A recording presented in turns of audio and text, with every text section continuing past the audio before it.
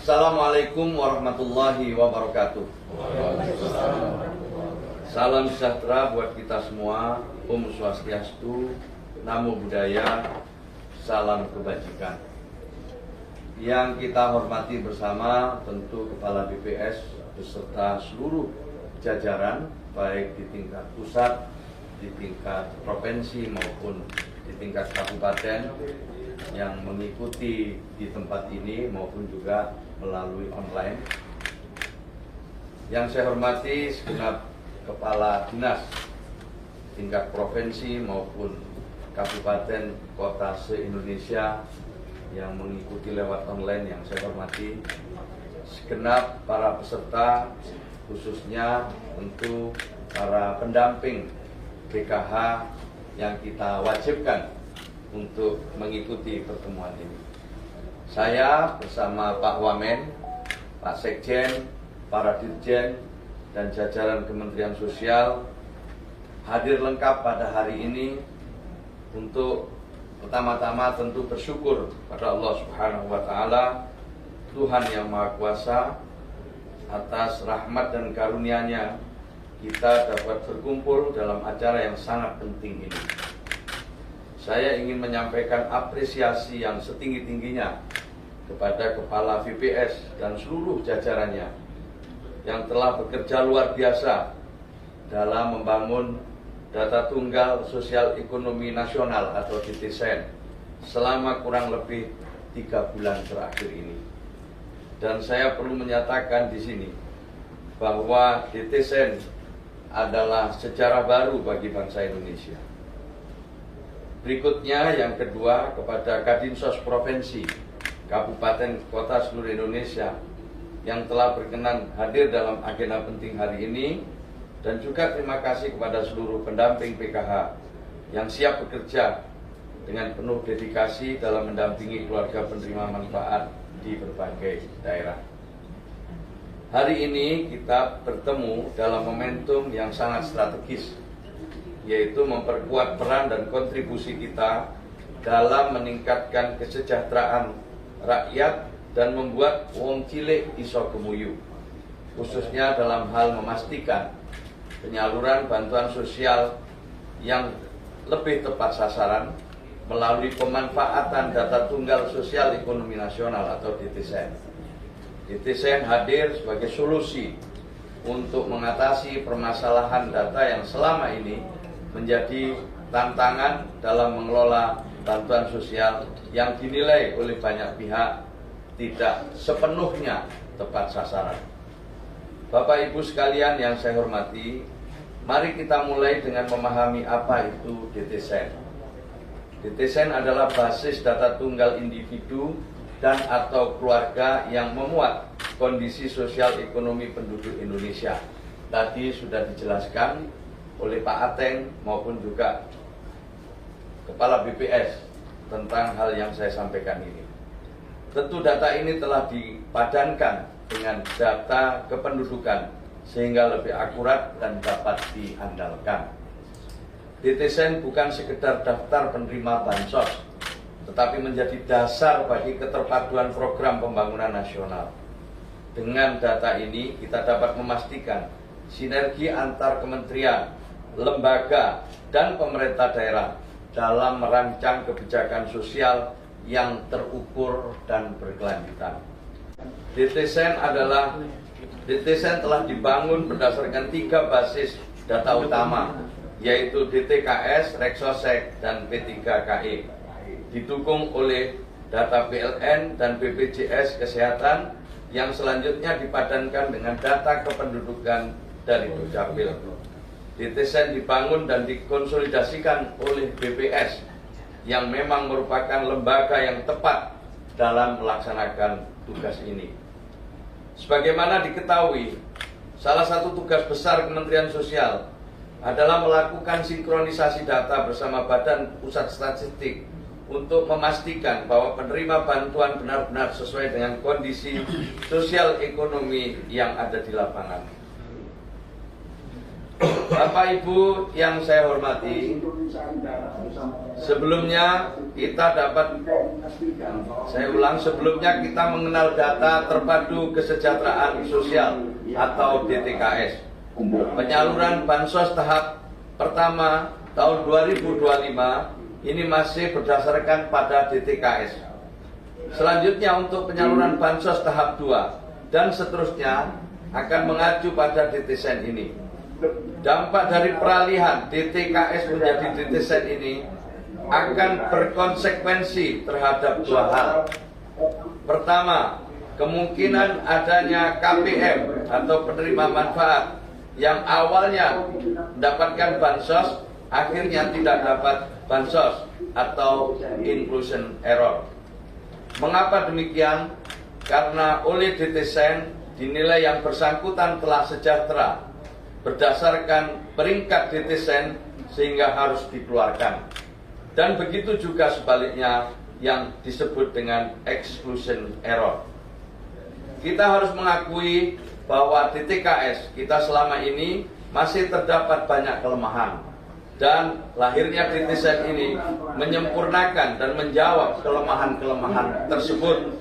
DTSEN memiliki beberapa keunggulan. Pertama, berisi data seluruh individu dan keluarga di Indonesia, bukan hanya penerima bansos. 2. Memuat profil sosial ekonomi yang lebih lengkap. 4. Memiliki sistem pemerikatan atau desil, sehingga lebih akurat dalam menentukan siapa yang berhak mendapatkan bantuan. 4. Menjadi sumber data tunggal untuk berbagai program pembangunan, bukan hanya untuk bantuan sosial.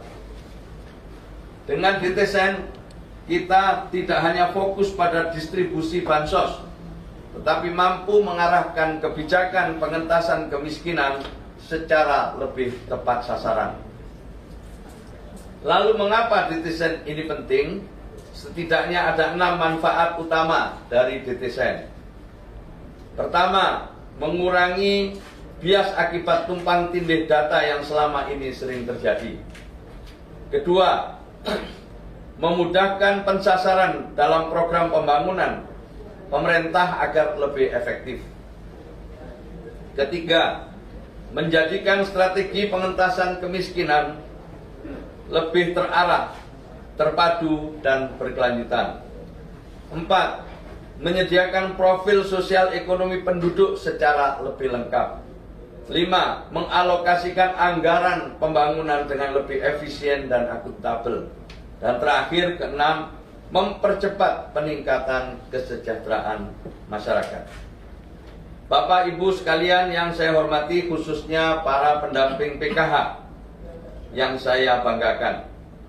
Untuk menjaga kredibilitas data, tata kelola DTSEN melibatkan lembaga yang memiliki kewenangan dan kredibilitas yang dapat dipercaya, serta pemutakhiran secara berkala. Dan perlu diketahui, data sosial ekonomi ini bersifat dinamis, sehingga pemutakhiran menjadi kunci agar DTSEN tetap akurat dan relevan. Pemutakhiran data dilakukan dengan cara: 1. Sinkronisasi data administratif. 2. Ground check untuk verifikasi dan validasi data faktual. Yang ketiga, musyawarah desa atau kelurahan. Dan yang keempat adalah partisipasi masyarakat melalui usulan dan sanggahan. Yang akan kita lakukan dalam waktu dekat ini adalah ground check untuk memastikan keberadaan KPM dan melengkapi profil sosial ekonomi mereka.